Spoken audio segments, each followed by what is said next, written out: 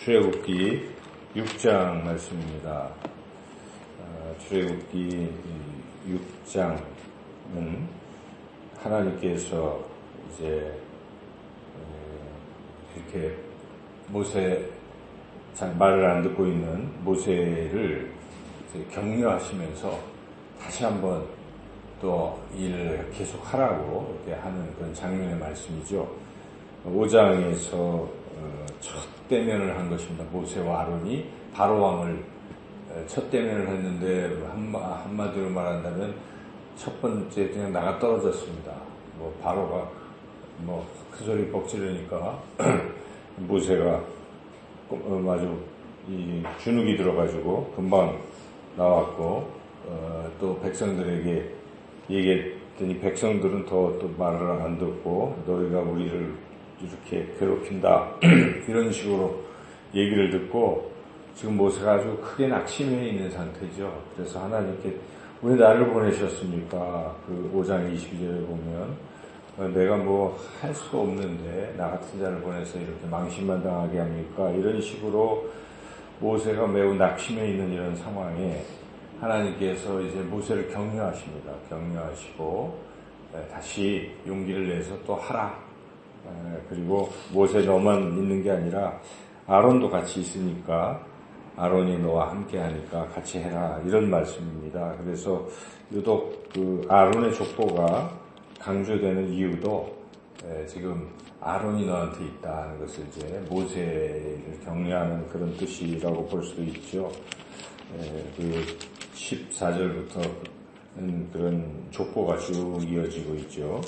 그리고 인도에 낸 사람이 모세라고만 하는 게 아니라 그 26절, 27절에 보면 아론과 모세요. 명령을 받은 자는 아론과 모세요. 27절에 말한 사람은 모세와 아론이었더라 해서 이렇게 아론이 함께하고 있다는 것을 이제 강조하고 있습니다. 그런데 중요한 것은 오늘 본문에서 중요한 것은 모세에게 하나님께서 말씀하신 핵심은 관점을 바꾸라 이런 얘기입니다. 그래서 지금 모세는 백성을 보고 또 바로왕을 보고 이렇게 하다 보니까 막 주눅이 들어가지고 더 이상 전진을 못하는 거죠. 그래서 그냥 포기해버리는. 그렇지만 하나님께서 이 바로왕이나 백성을 보지 말고 나를 바라는 것입니다. 나를 주목하라.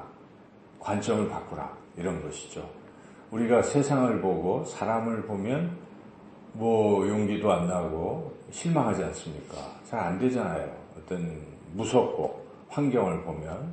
그러나 하나님을 보면 이게 바뀌는 것입니다. 베드로도 물 위를 이렇게 걷겠다고 큰 소리 쳐서 주님을 바라보고 걸어갔잖아요. 와라 하니까 주님 보고 걸어가다가 그가 풍랑이 좀 사납게 부니까 그 풍랑을 보다가 바다에 빠져버렸습니다. 환경을 보면 낙심하게 되어 있습니다. 세상을 보고 사람을 보면 낙심합니다. 그러나 하나님을 바라보면 그렇지 않다 하는 것입니다. 그래서 하나님께서 나를 주목하라. 지금 그런 말씀을 6장에서 하시는 것이죠. 특별히 네가 본다 이제. 지금부터 네가 보는 것은 나와 내가 하는 일을 보게 될 것이다. 이제 그 말씀을 하시죠. 그래서 사실 7장부터 12장까지 하나님 행하시는 10가지 재앙들이 이제 쭉 나오잖아요. 그걸 보라는 것입니다. 하나님 행하신 일을 보라. 나를 보라. 자꾸 세상에 보다가 그 세상에 눌리지 마라. 이런 말씀이죠. 1절을 같이 한번 읽어보겠습니다. 여호와께서 모세에게 이르시되 이제 내가 바로에게 하는 일을 네가 보리라. 강한 손으로 말미암아 바로가 그들을 보내리라. 강한 손으로 말미암아 바로가 그들을 그의 땅에서 쫓아내리라. 내가 하는 일을 네가 보리라. 나의 강한 손으로 하는 일을 내가 보리라. 나를 보라. 나의 강한 손을 보라. 이런 말씀이죠. 나의 하는 일을 보라. 내가 보리라. 볼 것이다. 그래서 우리가 항상 하나님을, 주님을 바라보고 주만 바라보고 나아가야 된다는 것입니다. 그럴 때 우리가 세상에 주눅들지 않고 또 하나님 사명을 잊어버리지 않고 갈 수 있다는 것입니다. 하나님을 바라보라 하는 것이죠. 그리고 그 하나님은 이제 약속하시는 하나님이실 뿐만 아니라 실제로 행하시는 하나님이시다. 하나님 그걸 또 강조하십니다. 그래서 여기에 이름도 이제 주목할 이름은 여호와라는 것입니다. 여호와. 앞에서는 엘샤다이, 전능의 하나님으로 계속 언급이 됐습니다. 창세기에서는 엘샤다이입니다. 그래서 아브라함과 이삭과 야곱에게 뭐로 3절 읽어볼까요? 내가 아브라함과 이삭과 야곱에게 전능의 하나님으로 나타났으나 나의 이름을 여호와로는 그들에게 알리지 아니하였고, 이제는 여호와는 실제로 행하시는 하나님. 앞에서는 전능의 하나님은 이제 그들에게 약속하시는 하나님이었습니다. 아브라함에게도 약속하시고 이삭과 야곱에게도 내가 너희 자손들을 크게 이렇게 하고 가나안 땅에 인도할 것이라는 약속을 하셨던 그 하나님께서 이제는 여호와, 나는 스스로 있는 자다, 이런 뜻이기도 한데 항상 함께 너희와 함께 한다는 뜻도 돼요. 그래서 너희와 함께 해서 실제로 너희를 가나안 땅으로 인도해 내겠다, 그런 말씀입니다. 그래서 4절에 그렇게 언약하였더니 하고 5절에는 이제 그 언약을 기억하고 실제로 6절, 7절 해서 그들에게서 속량해서 이렇게 건지실 것이고 내 백성을 삼고 8절에 맹세한 가나안 땅으로 인도하겠다, 한다, 실제로 실행이 된다, 이런 것이죠. 그래서 여기에 계속 그 여호와라는 말을 많이 강조합니다. 시작부터 보면은 나는 여호와라, 2절에 나는 여호와니라 하고 3절에도 여호와로는 그들에게 알리지 아니하였다. 또 6절에도 나는 여호와라. 그렇죠. 계속.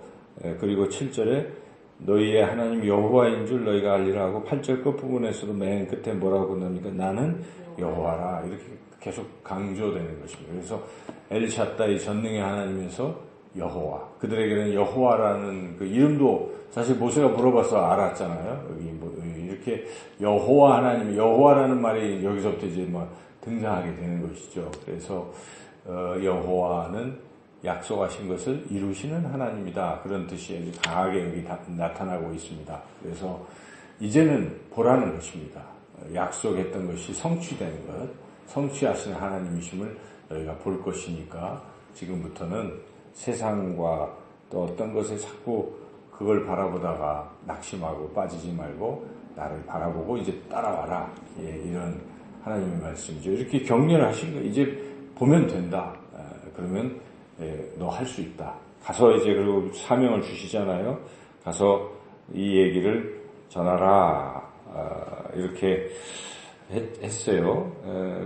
그래서 여기 10절 보니까 모세에게 내보내게 하라 하면서 이거를 그들에게 이스라엘 자손과 바로에게 말하라라고 이제 그렇게 하나님께서 말씀하셨죠. 13절에도 모세와 아론에게 말씀하사 그들로 이스라엘 자손과 애굽 왕 바로에게 명령을 전하고 이렇게 하라 하고 얘기하라고 다시 격려하는 것이죠. 그렇지만 자꾸 모세는 또 옛날에 나는 입이 둔하여서 못하겠습니다 했던 그 얘기를 또 하고 있습니다. 계속 12절에도 나는 입이 둔한 자입니다. 또 이렇게 못하겠다. 그리고 자꾸 이제 이렇게 하고 있는 것이죠. 그랬더니 여기 마지막 6장 끝에도 보니까 나는 입이 둔한 자이오니 바로가 어찌 나의 말을 들으리까, 이렇게 모세는 아직도 부족한 모습을 드러내고 있습니다. 근데 이제 하나님이 행하신 일을 모세가 보고 나니까 그 다음에는 아주 담대하게 홍해바다 앞에서도 지팡이로 홍해를 가르고 나아가지 않습니까? 그래서 중요한 것은 신앙에 있어서 하나님을 바라보는 것이다 하는 것을 오늘 본문을 통해서 우리가 분명히 깨닫습니다. 우리가 하나님 보이지 않는데 어떻게 보느냐? 그래서 세상을 자꾸 보고 있는 거죠. 그런데 그 너머에 계신 하나님을 볼 줄 알아야 됩니다. 영적 눈이 우리가 떠져서 우리의 육신의 눈으로 보이지 않지만 영의 눈으로 하나님의 임재를 느끼는 것이고 하나님을 볼 수 있습니다. 하나님이 행하시는 그 기적을 우리가 볼 수 있습니다. 그래서 더욱더 간절히 우리가 기도하고 또 말씀 보고 하나님께 집중해서 오늘도 하나님과 하나님의 행하신 일을 보시고 용기를 얻으시고 하나님이 주시는 사명을 더욱 잘 감당하시는 저와 여러분이 되시기를 주님의 이름으로 축원합니다.